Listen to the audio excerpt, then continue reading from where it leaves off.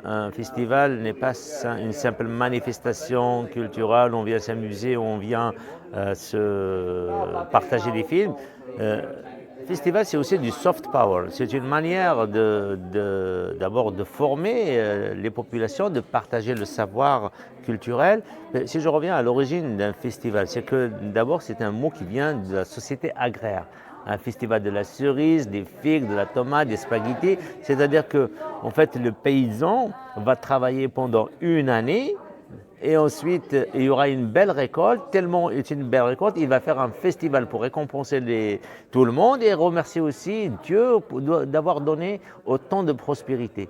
Le cinéma, c'est la même chose. C'est-à-dire que normalement, au bout d'une année, on se rassemble avec l'ensemble de la population qui travaille dans le cinéma, avec des productions pour fêter nos efforts. De toute façon, c'est la production qui va le dire. Si on n'a pas assez de production, ça veut dire qu'il y a des problèmes.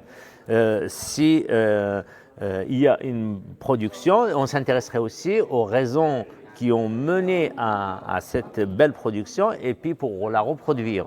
Et aujourd'hui, avec le festival, on va s'imposer pour développer le tourisme, on va s'imposer pour développer l'identité d'un pays, l'image d'un pays, l'image d'un peuple, la culture d'un peuple et les valeurs d'un peuple. Bien sûr, ça va de soi. Le tourisme, ça ramène du monde, ça génère de l'argent, ça génère du travail. Tu vois ici, de rien que dans cet hôtel, il y a beaucoup de personnes qui travaillent.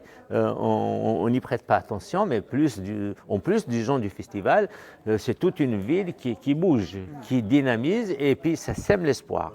Un festival comme ça, c'est aussi un espace où on lance des appels pour interpeller les politiques et faire des constats, parce que nous sommes des spécialistes, on fait un constat, ça marche, ça ne marche pas, et les politiques ne sont pas forcément des spécialistes, ils viennent, je ne sais pas de quelle formation, et les ministres et les cadres, ils n'est pas forcément préparés à comprendre les raisons d'un échec d'une politique qui est mise en place.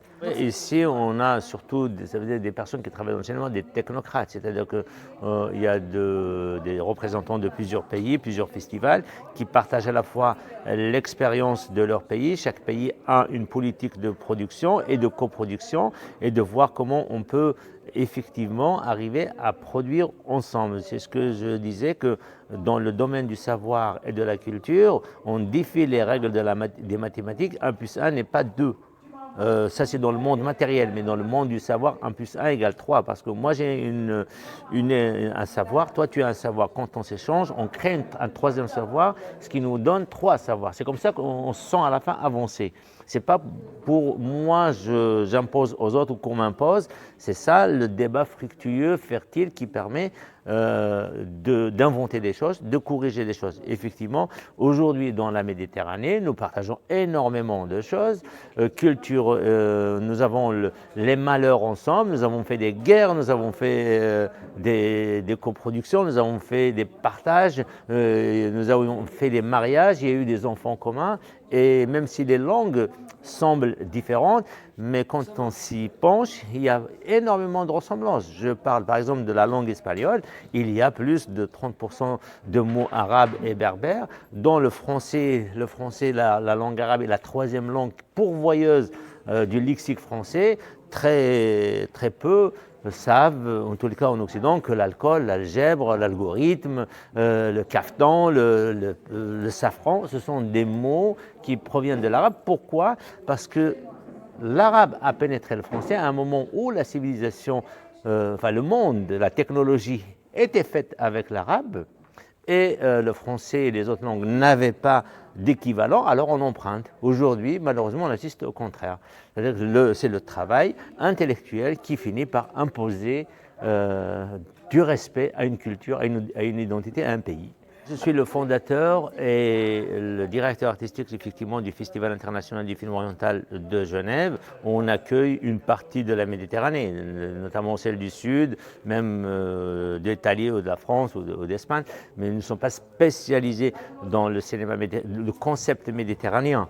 Moi, ce que je vois en ce qui concerne le film méditerranéen, j'ai l'impression que chaque pays évolue différemment. tout seul, une aventure personnelle. Quand je vois le cinéma italien, ils produisent pas mal, ils ont de grands réalisateurs, mais très peu de relations avec l'Espagne ou avec l'Algérie. Il y a très très peu de films. On a vu aussi des coproductions entre l'Algérie et le Portugal, ou entre la France et l'Algérie, mais c'est des cas exceptionnels. Malheureusement, la politique vient biaiser le terrain, même quand il y a, Salim Maghar a cité le film de Boucher Arab Indigène qui devait logiquement, naturellement se dire en Algérie, on va aller le tourner au Maroc, ou l'affaire des moines de type Irine, c'est la même chose. Xavier Beauvois aurait dû tourner ici, il tourne au Maroc. Ça, c'est malheureusement des petites histoires de politique qui finissent par impacter le cinéma.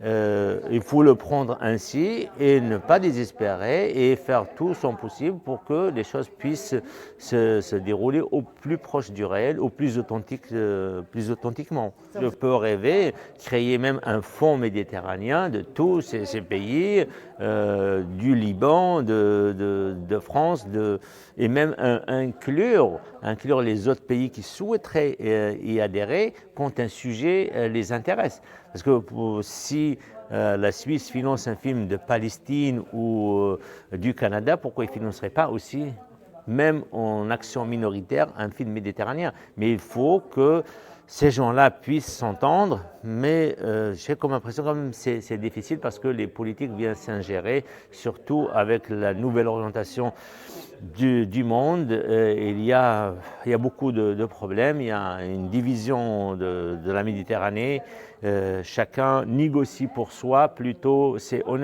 Voilà. À l'image de la politique, on a affaire à des négociations bilatérales et pas globales. L'Algérie a de très bonnes relations avec l'Italie, de très conflictuelles avec la France. En Espagne, parfois, elles sont bonnes, parfois non. Le Maroc, de l'autre côté, c'est la même chose. J'ouvre les portes de l'immigration pour créer des problèmes quand ça devient très compliqué. Donc, ah oui, bon, on négocie, on change. Et on subit la politique. Le monde culturel et cinématographique subit aussi la politique.